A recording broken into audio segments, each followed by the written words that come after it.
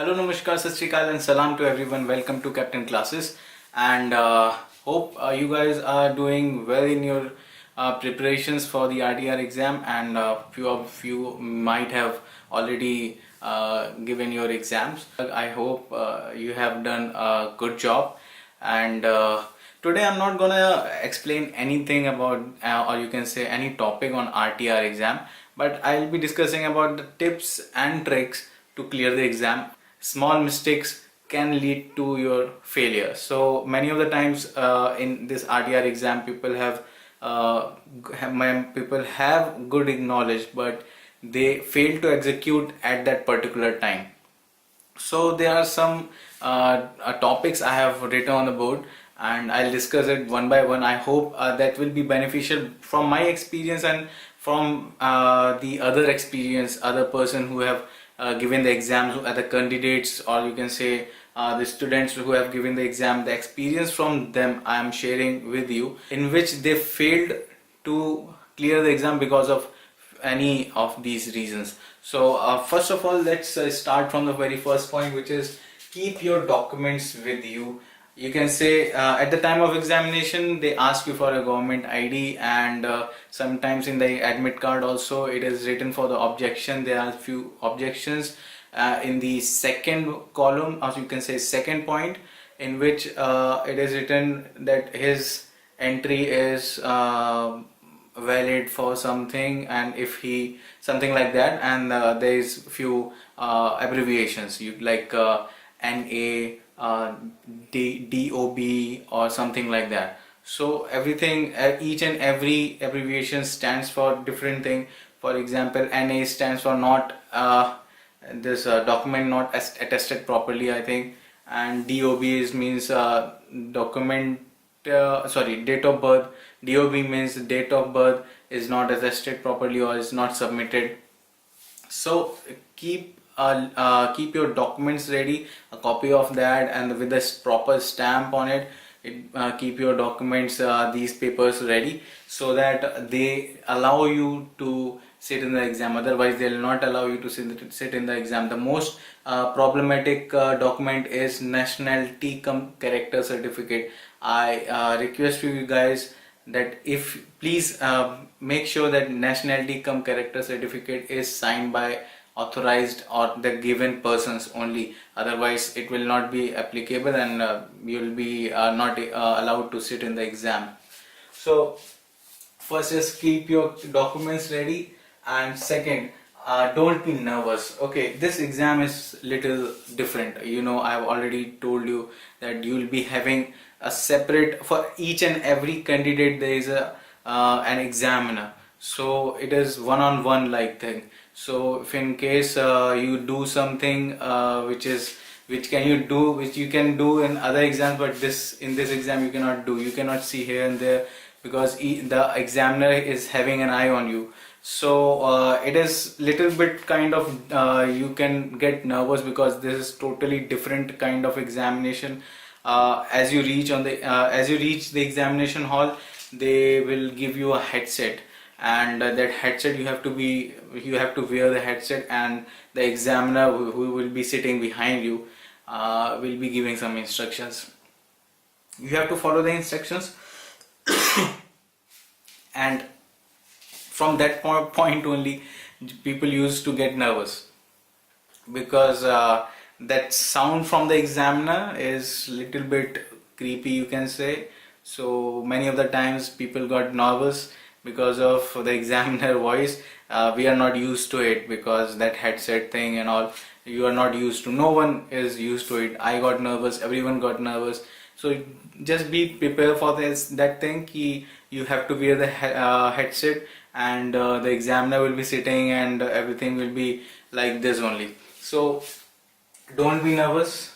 Third is read the flight plan carefully. Once you get the exam paper, you can say question paper, read the flight plan carefully. What is the call sign, what flight level it is flying, what route it is going, and is there, how many flight levels are there. And third is read the questions completely. Don't read a part of your question, read the question completely, understand what it is saying, then solve the question. Sometimes it says you sometimes suppose you have got some failure, and but now you're okay, tell about this incident to ATC. So in that case, you what you have read is your equipment has failed, so you started transmitting, but you forgot to read the question completely, which says now you're okay, and give the information about the incident to ATC. So that was the question, but you have done something else. So please read the question completely. Fifth, try not to skip any questions. Any of the question, each and every question is very important, so you cannot skip any question. It is very bad thing, or you can say it gives a negative impression on the examiner. So don't skip any question. Try to say something, at least call, or you can say at least contact ATC and give your position. Or if you think something can, you can at least say, then say that thing. If it is going wrong, let it be. Means if it is going wrong, let it be. At least you have said something. Examiner will give you 1, 2, 4 marks, something like that. Examiner can give you. But if you don't say anything and you skip that question, in that case you are completely going, or you can say completely that question you will be getting 0 marks. So that is not good. At least 1 to 4 marks may be helpful in case if you want to, or if you want to clear the exam. Sometimes it's very important, sometimes you can say every time it is very important. 1, 2 marks, 4 marks, it's very important. So sixth point is, don't waste much time on any question. If you think that that question is little tricky, you're not able to transmit that question, or you're not able to understand that question or condition, in that case don't waste much time. Whatever you think this is the condition and I should transmit this thing, just transmit that thing. If in case examiner says no, this is wrong, then you can ask, so what is the condition, I'm not getting it. You can ask examiner. If the examiner wants to tell you, if he gives any hint, then use that hint and go with it. If in case after that also your transmission is wrong, then tell examiner that I'll go with it, I don't have any other idea about this condition.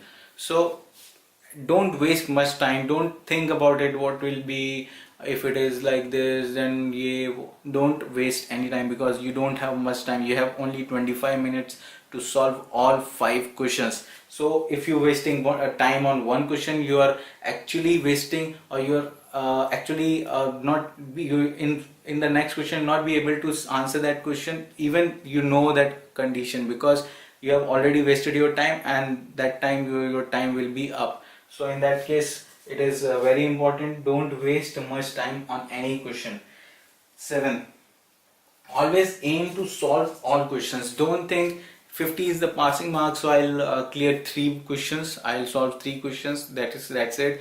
I'll be around scoring around 60 out of 60, I'll get at least 51 or 52 or maybe 55. No, you have to solve all questions, then only you'll be able to clear, because the markings, they do very hard markings. So you maybe, if you are doing 100% also, then also you'll be getting around 60 or 66 marks. Means it is that hard. So don't think that I'll be able to clear the exam even if I attempt 3 questions out of 5. So that is very difficult, and it's very impossible, next to impossible. And also if you have solved 4 questions also, then also it is very you can say impossible. Or sometimes if you have done very good in the other questions, then only you will be able to clear that part, means part 1. Okay. 8th is, don't argue with examiner, ask for help if needed. So don't argue with examiner that no, I know this thing, this is this condition and I have to do this, why you are saying wrong, no you are wrong, or your voice is not clear. If in case that voice is not clear, you can say read you 3 or read you 2. It's a readability scale. Read you 1, 2, 3, 4, 5. 5 is the highest, which is perfectly readable. Read you 4 is readable. Read you 3 is read you now and then. Correction. Read you 3 is read you with difficulty. Read you 2 is read you now and then. Read you 1 is unreadable. So this is a readability scale. So when you wear headset, examiner will ask you about readability scale. How do you read me? He will be asking. first question from the examiner will be, how do you read me? So in that case, if it is readable, then say 4, read you 4 or read you 5. If it is not readable, then say read you 3 or read you 2. So in that case, the examiner will do something to make you read 4, right? So or above. So in my case, once I was giving the exam, the voice was not clear, so I said read you 2. So in that case, he actually got angry on me because the previous candidate was okay with that headset. Now I am saying that read you 2. So that was his action, but he got angry. But after when he checked the headset, he found it that yes, it is not that good. So but it is your responsibility to tell them that this is readable, how much is the readability with the examiner. Last is very important. Don't use your watch. If you're wearing your wristwatch, don't use it, because if you take reference from your watch, you'll be not be able to clear that exam, because your wristwatch will be you can say 5 minutes faster or 5 minutes slower. So you will be thinking I have 5 minutes, or sometimes you have to take reference from their own wall clock, which will be hanging somewhere in the hall, probably in the front wall. What I have observed is it is already hanged in the front wall, which you are facing, because you will be able to, after writing, you will be able to, okay, this much is the time, and they give you time reference from that clock only. If they says this exam will start from 1700 to 1725, so that time will be taken from that clock only. So you will be informed about your exam at 1655 means 5 minutes before you have been informed about your exam, that your exam will start at 1700 and will stop at 1725. But if you take if you take the reference from your watch, and suppose your watch is 10 minutes late, after 10 minutes you will start the exam, and you will be having only 15 minutes, because 10 minutes you have already wasted, because you thought that it's not 5 o'clock, means it's not 1700, when on that clock it is already 1700. So these are the few points what I wanted to share with you, because I know at the time of exam any of this point can lead to your failure. So I don't want any of you to get failed or to fail because of these conditions. So just make sure don't do any kind of mistakes, any kind of stupid mistakes that can lead to your failure. So I don't want any of you to, I want everyone to clear that exam, at least part 1. And because part 1, once you clear the part 1, you get that you can say that boost, that's yes, I can do part 1, and now the part 2 is easy, I can do part 2 also. In the second attempt I'll do, and I'll prepare for part 2 best, and I'll prepare for part 2 well in the next attempt, and I'll be okay, and I'll clear that exam. And if in case you failed the exam, then also don't lose hope. In the next 2 months again there will be an exam.